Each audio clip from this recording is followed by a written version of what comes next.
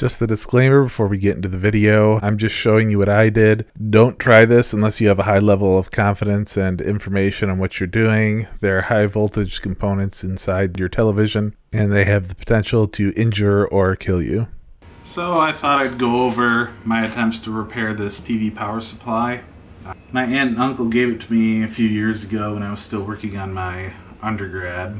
And you may already be able to see some of the areas of the board I messed with. I never finished fixing the board, but I did determine what was wrong with it. So I'm just going to go over how this board is laid out a little bit and explain what's going on. You have your 110, 120 volt input right here. This board actually says that it can also work on 240 volt AC, so you may or may not, if you were to run in America a 240 volt outlet, which you can do, get a little more efficient power conversion that way is usually how they do that. The reason these switch mode power supplies can actually support having range input from 100 to 240 volt with no switching is due to the converter that they have in them for power factor correction. So you have your inputs here, you have your fuse, and if you flip over to the other side, you can see we have our live and neutral. That all goes up to, if you follow this trace, the main power, up to a choke. In some senses, it could almost be considered a transformer. If you see, both the live and the neutral come over here. The live is the fused line. And the fuse, how we determined this TV wasn't functioning, or how I determined it wasn't functioning, so I opened it up and checked that fuse, and that fuse had been blown. So what that told me is that there was a short somewhere on the input circuitry on this board, and I had to try and find it in circuit. And this again was back in the days when I understood the circuits a lot less. If you're doing a repair like this, it really helps to know what you're doing. Anyway, you follow these traces in, and they go through a choke here. And if you flip this back over, this is the first choke that both the live and the neutral are going through. And you can see that the winding comes up around here from the input side and up over here from the input side. The windings on this side, on our left, are coming up and going over around like this. So if you were to look at the board this way, your windings on the left side, which is your neutral, would be clockwise. And then if you look at your winding on the other side, well, it's coming up the other way and starting around. That is proceeding around the choke counterclockwise. We can use our right-hand rule to kind of determine what type of choke this is, because these chokes are not the same. These chokes might be the same. So, if you use your right-hand rule, and imagine that charge is coming in from this lead here and going around the ferrite core in that direction, you will have a magnetic field pointing that direction. And of course that gets reversed when it comes down through here. Now that's north, going through the second winding. And for this to be a complete circuit, if charge is flowing in here, right, then it has to be flowing back out this lead. So due to the way it's wound, you do your right-hand rule again, and that would be north. So what that's telling us is that for a given amount of current, these two are canceling each other. So there is no differential mode inductance in here. This is a common mode choke. And the purpose of having that in there is to deal with things like EMI. When you have a switching converter, it generates a lot of common mode noise. And essentially what that's saying is, if you have your positive and negative, and bear with me, on AC you vary between positive and negative 120 times a second for 60 Hertz. If you have your live and your neutral or whatever, those can actually be changing voltage simultaneously relative to your input. So even though there is no concept, generally speaking, of absolute voltage, both of the live and neutral, due to the inverter, can actually, for instance, become charged to 5 volts higher than your input on both sides. And that is common mode power and common mode noise. So you'll end up with a lot of EMI coming out of here due to that, and these are used to suppress that and make up for the difference when both the live and neutral become charged relative to this. These common mode chokes resist letting that power out back into the power lines, so it reduces EMI and improves the efficiency of the converter. And if you look at this choke, it's wound the same way, so this would appear to be another common mode choke. So once we go through our two common mode chokes, look back at the other side. This is a single side PCB. They've used a lot of jumpers around, and they have labeled the board very nicely under here. So come in, one choke, second choke. Then we go into our bridge rectifier here. It tells you which is your positive and negative here. So positive goes out here, it's capacitively coupled to the negative, so that's your rectified input capacitor there. Your first one anyway, right here. And then it goes up to this thing. And this appears to be a transformer. So that's part of your power factor correction circuit. It's either going to be a buck converter or boost converter. This should short to here, and then this to here. So you have your common. Your common is on this side, excuse me. So at least for this thing, so this is a high side transformer, and your common is on the positive rail. And the reason they do that is because an N-channel MOSFET, unless you have a high side driver, which adds complexity and cost to your circuit, is easiest to drive from the low side. So this is an N-channel MOSFET for the power factor correction circuit. And what it does is the gate will turn on periodically on here, and it will allow charge to flow through this transformer and build up the current inside this core to a certain level. And when it does that, and you turn off this FET, then if you look back over here and notice where the common is here, your charge is going to flow through that diode pack. Okay, I actually just got something wrong there that I didn't realize the last time I looked at this power supply circuit about 5 years ago or so. This is not a transformer. This actually is just a differential mode choke or a regular inductor. Because you can see there are no wires attached to these leads here on this side of the inductor. And yeah, this one doesn't have one either. So this is just an inductor for your power factor correction converter. We can double check again whether this is a buck converter or boost converter circuit. Your inductor has inductance from this point to this point, and it's not really drawn on there. A lot of other places they have drawn an inductor, like for these common mode chokes, but in this case they didn't draw any here, but there would be a coil basically between here and here, and that provides the inductance. And this is a high side choke. Alright, so positive charge comes in here. Alright, and if you turn on this FET, the gate opens up and allows charge to flow over to the negative side. That comes over to your FET. Your gate would be here, and that would make this your drain, and then your source here, which is your negative. And you can also see maybe there's a little plus symbol here indicating the positive side of the capacitor is here.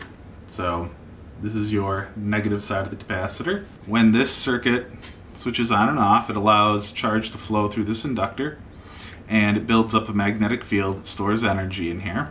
And then when you turn it off, there's energy stored in here, and until that energy is released, charge will not stop flowing in this conductor.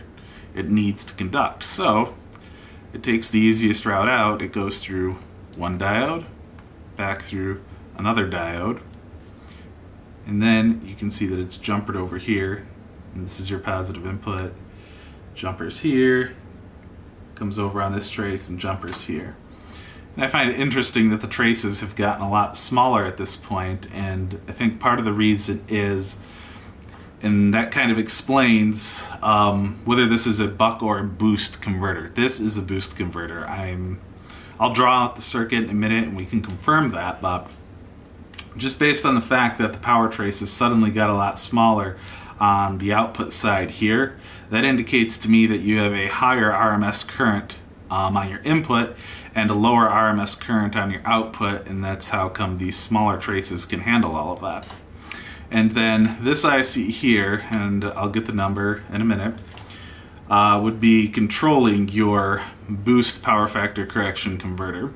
So this FET here is switching the rectified DC power output, and it is boosting it up to a higher voltage. And that's the trick, the key for how these converters can work on 100 to 240 voltage range, is that this IC will adjust the duty cycle of this to produce a constant voltage on this capacitor. If we turn it around, we can see that it's rated for 450 volts. If you have this on a 120 volt system, your peak voltage is around 170 volts. And also, if you calculate, imagine that it's on a 240 volt system, then that would be about 340 volts DC if it was one-to-one rectified from a 240 volt circuit. Then your peak voltage on this capacitor would be 338 volts. So when you see that 450 volt rating, yes, they left themselves some headroom, but what they're also doing is they're still boosting the maximum voltage above that 338 volts. Most likely, because this boost converter is going to have an optimal efficiency range, and it will change depending on what your input voltage is, but there will be an optimal efficiency at a certain switching ratio and whatnot. So they boost this up, and whatever voltage that is, that's held constant. So if you plug this into 120 volts, then the control loop inside this IC will boost it more. It'll increase the duty cycle on this converter.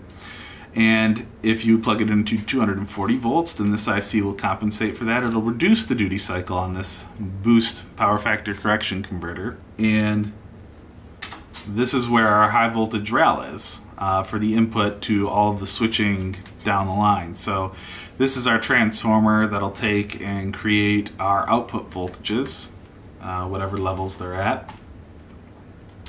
So they've so nicely labeled this board. They've labeled it with the hot side here and cold side here. So I found it interesting. I've never heard of the secondary side labeled as the cold side, but it kind of makes sense, complementary of hot. There's some opto isolators here and here. You can tell by this little slit in the circuit board that's intended to provide isolation, and there's another one here. So those are for the secondary side to communicate information back to the primary side for the control. You have another transformer here, and then some of the filtering caps for our output power and whatnot over here. All right, so it's voiceover time now. I was working in the basement, the air conditioner came on, and the furnace fan ruined all the audio I had recorded for these next clips. So I've drawn here the circuit for the power supply, just the input circuit, and the boost converter for the power factor correction, which is on the left side, and then the input circuitry, which is on the right side. So those little boxes with arrows in them, those are just spark gaps to help protect the circuit in case of a high voltage spike into the system. Your live and neutral come in, there's a capacitor, your common mode choke, another capacitor, another common mode choke, and then you go into the full bridge rectifier. And after that, actually on the input stage of the boost converter, there is a capacitor which will cause some current distortion, but according to an Infineon document on power factor correction design for the active PFC circuit, there's a little bit of a trade-off, and they are trading a little bit of current distortion for a reduction in noise from the boost converter. On the left side, we have the boost converter. You can see there's a diode going over top of the inductor, and what that's there for is to allow the bulk capacitor to charge up initially to provide power to the circuitry on the board so that the switching converter can start up for the boost stage and start working. And you'll notice that there are two diodes on the output of the boost stage, and the reason for that is that when the bulk capacitor first charges up, it's going to be a bit of an inrush current, and you're not going to want to run all of that through your inductor for your boost converter, which is designed to operate at a lower current on average. So having two diodes there means that you need a higher voltage to actually charge up the bulk capacitor through that path. And without the boost converter, that higher voltage doesn't exist. So it'll go through that top diode until the boost converter turns on, in which case, at that point, the boost converter will start charging through that dual diode bridge there. And in a minute here, I'm going to show you me measuring the MOSFET in the circuit, and I determined what was wrong in this circuit by removing some of these components from the circuit, including the bulk capacitor and the power factor correction MOSFET. It turned out that the power factor correction MOSFET that you're seeing there on the left had a dead short across it, and that's the reason whenever we would plug this TV in, the fuse would fail. So just a minute here, and I'm going to show you me taking some measurements on that to show you just how bad it was. So here I am probing the MOSFET with my multimeter. I have it in ohms mode.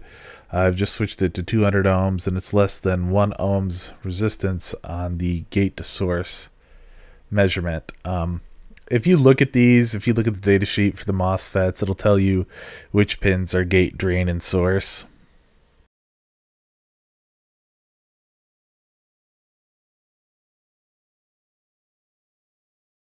But normally when the MOSFET isn't powered, the resistance between the gate and the drain and the source should be nearly infinite, several hundred kiloohms at the very least, and there should be no direct conductivity between the gate and the source or the gate and the drain, although there is a little bit of capacitance. So after checking with my meter here, I had already removed the pin on the MOSFET from the circuit, measured across it, and found a complete dead short through that FET. So what I'm going to do is I'm going to replace it and see if the TV will start working. So what I'm doing here, I'm just going to take a little bit of solder wick, and I'm going to wick the solder out of the 3 holes that the power factor correction MOSFET is soldered into. So after I do that, I'm going to try and remove the FET, or rather I'm going to clip the leads first, then remove the FET. Then I'll remove the leads after wicking the solder out of the 3 holes, and I'm going to take my new FET and then install it into the heat sink and screw it in. Mark about where my leads are, where I need to bend them, take it back out, bend the leads, cut them, and install it back in there and solder it.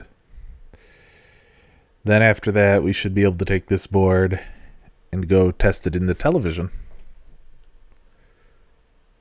I also need to replace the fuse. I did just get a cheap glass fuse at the store. Originally, these had ceramic fuses in here, and again, this is not a guide on how to do this. Don't do what I do. I'm an idiot. I'm changing out parts willy-nilly because I don't want to wait several days to get the right parts in, again, because I can't really buy the ceramic fuses I need anywhere. So I'm just going to take a cheap 5 amp 250 volt fuse that I got at the hardware store and solder it in. And here at the end, you're going to see that I'm once again probing this circuit with the multimeter, and I have measured that there's no longer a dead short on this input side of the multimeter, so I'm fairly confident now that the circuit will work, and I won't need to check out the driver chip for the boost converter or any of the diodes or the resistors between there and the gate of the MOSFET. So I think it's good to put the fuse on and give it a go.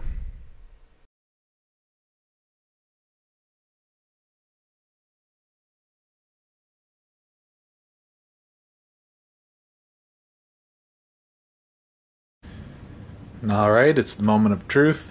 I've put the power supply board in. I'm going to power it up, and we're going to see if this thing doesn't explode. Power switched on. Power button on the remote. Oh yeah, there we go.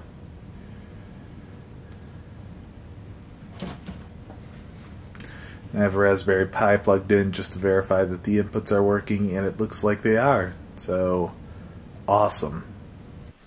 Alright, and there you go. We've repaired this TV. If you like this video, please click like and subscribe. And you can look forward to more content like this in the future.